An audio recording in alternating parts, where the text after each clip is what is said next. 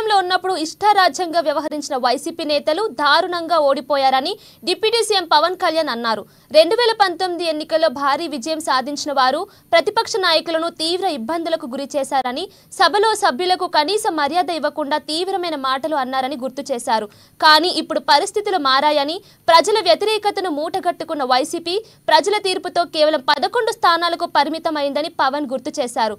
గతంలో గెలుపుతో విర్రవీగిన వైసీపీ నేతలు ఇప్పుడు ఓటమిని తట్టుకొని గెలిచిన 11 మంది అభ్యర్థులైన ప్రజల కోసం ధైర్యంగా నిలబడే సత్తా లేక సభ నుంచి పారిపోయారని పవన్ కళ్యాణ్ అన్నారు.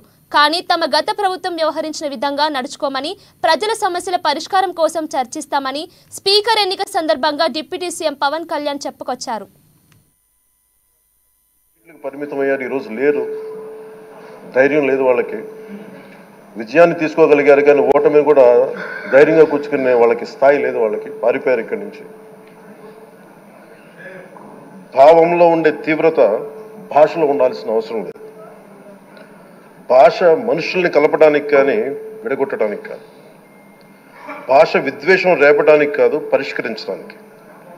ఎంత జటిలమైన సమస్య అయినా, భయంకర సమస్య అయినా చర్చల ద్వారా పరిష్కరించుకోవడానికి కానీ వివాదం సృష్టించడానికి కాదు ఈ సభ ఉన్నది అందుకు.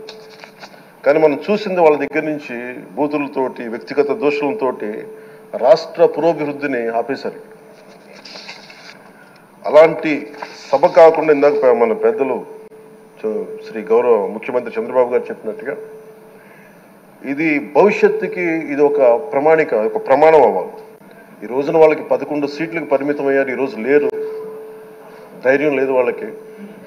విజయాన్ని తీసుకోగలిగారు కానీ ఓటమి కూడా ధైర్యంగా కూర్చుకునే వాళ్ళకి స్థాయి లేదు, వాళ్ళకి పారిపోయారు ఇక్కడి నుంచి. భావంలో ఉండే తీవ్రత